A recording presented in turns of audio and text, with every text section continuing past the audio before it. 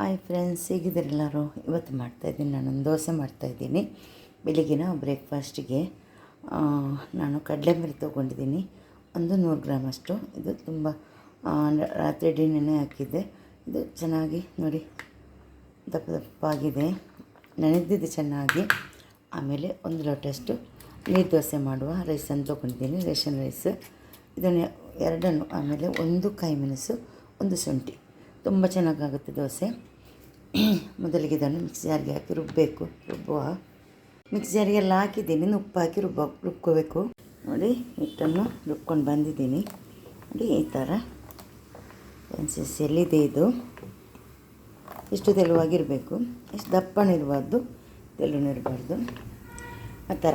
ಆಮೇಲೆ ತವ ಇಟ್ಟಿದ್ದೀನಿ, ನಾನ್ ಸ್ಟಿಕ್, ಸ್ವಲ್ಪ ಬಿಸಿಯಾಗಲಿದು.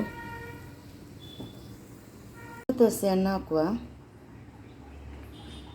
1 ಸ್ಪೂನು ತಗೊಂಡು ಚೆನ್ನಾಗಿ ಸ್ಪ್ರೆಡ್ ಮಾಡಬೇಕು. ಗ್ಯಾಸನ್ನು ಸ್ಲೋ ಅಲ್ಲಿಡಬೇಕು. ಜಾಸ್ತಿ ಫಾಸ್ಟಲ್ಲಿಟ್ಟರೆ ನಮಗೆ ಈ ಥರ ಮಾಡಲಿಕ್ಕೆ ಆಗೋದಿಲ್ಲ, ಸ್ಪ್ರೆಡ್ ಮಾಡಲಿಕ್ಕೆ. ಇನ್ನಿದು ಬೇಯಲಿ, ಸ್ವಲ್ಪ ಹೊತ್ತು ಬೇಕಾಗತ್ತೆ. ಸ್ವಲ್ಪ ಫ್ರೈ ಆಗುವಾಗ ಸ್ವಲ್ಪ ತುಪ್ಪವನ್ನು ಈ ಥರ ಸೈಡ್ಗೆಲ್ಲ ಹಾಕುವ.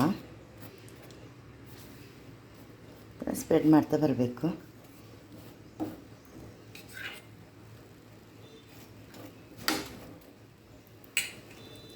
ಸ್ವಲ್ಪ ಹೊತ್ತು ಫ್ರೈ ಆಗಲಿದು. ಇದು ಫ್ರೈ ಆಗಿದೆ, ತೆಗಿತಾ ಇದ್ದೀನಿ ನಾನು ಇದನ್ನು. ಬೇರೆ ದೋಸೆ ಹಾಕಿ ನೋಡಿ, ಮತ್ತೊಂದು ದೋಸೆ ಹಾಕಿದ್ದೀನಿ, ಇದು ಕೂಡ ಫ್ರೈ ಆಗಲಿ. ನೋಡಿ, ಇದು ಕೂಡ ಫ್ರೈ ಆಗಿದೆ, ಇದನ್ನು ಕೂಡ ನಾನು ತೆಗಿತಾ ಇದ್ದೀನಿ. ನೋಡಿ, ಇನ್ನು ಬೇರೊಂದು ದೋಸೆ ಹಾಕಿ ತೋರಿಸ್ತೇನೆ. ಒಂದು ಚಂಡಿ ಬಟ್ಟೆ ತಗೊಂಡು ಈ ಥರ ಸ್ವಲ್ಪ ಸ್ಪ್ರೆಡ್ ಮಾಡಬೇಕು. ಆಮೇಲೆ ಸ್ವಲ್ಪ ತಣ್ಣಗಾಗಲಿದ್ದು. ನೋಡಿ, ದೋಸೆ ರೆಡಿ ಆಯಿತು, ಎಲ್ಲವನ್ನು ಮಾಡಿದ್ದೀನಿ. ನೋಡಿ, ಇನ್ನು ಪ್ಲೇಟಿಗೆ ಹಾಕ್ತಾಯಿದ್ದೀನಿ ನಾನು. ನೋಡಿ, ದೋಸೆ ಎಲ್ಲ ರೆಡಿ ಆಯಿತು.